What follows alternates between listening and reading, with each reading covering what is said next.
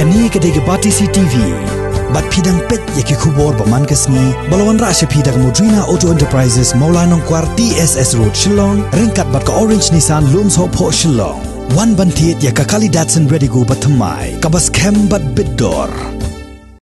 Usumbot Menteri Rangba jang kesorkar jela ubak Preston Tensong. Hakakat South Rik Urisau Arajar Arpo ula penpau bak kesorkar kan sabishar shwa yaki jing pensngau bad yaki jing ai jing mut na barok kiliang haswa ban shim yaka rai bak haddo halor ka jing temu bantai yaka shopping mall ha barik point kabadan hadok not kesorkar Shillong. Ka jing pen bena badang shen jong kesorkar jela bantai yaka shopping mall ha barik point kala wanra ka jing persha ka bajor bha naki babon balang Kamtam naki seng bhalang, naki kunhon jong ki rangba snong, badru naki seng san perthai, ke jela ki baya trailang hapo ke sorkar jela.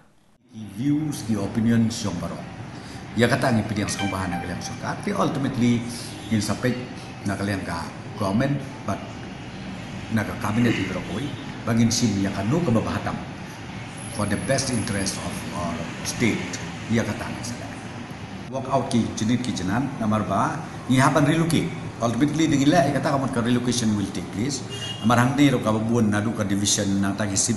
sub division ki office ki babun na ta ka division juga mechanical ka don nang they ultimately ngamot in ka government hapan perkat shanu ban relocate pete ye ki tu ki office ki badon mentah ka ni ka existing structure badon jong di te kata ni sa te ka call ko mo pi da ka government ya katu kabay day bat katu ka design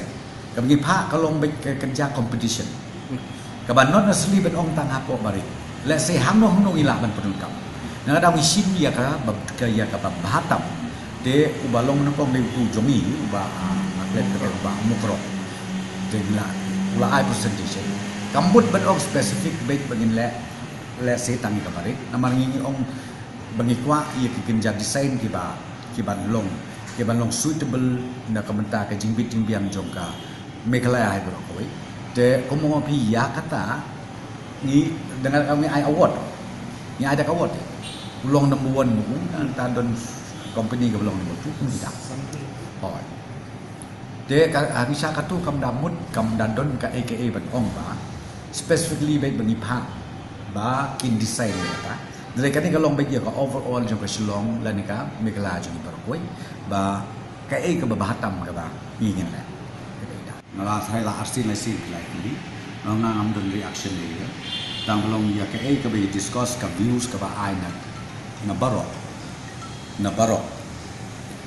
that will be taken into consideration ya ka babahatam amar nga on pi habadon bun ki brain kanang bah habadon ki ba ajimut community kababha sudah kamne ka ba ki ajimut ka bomdai tang ba ultimately ngin sim ya ka ba kham bahatam kai ka ba bahatam then only ka government decision.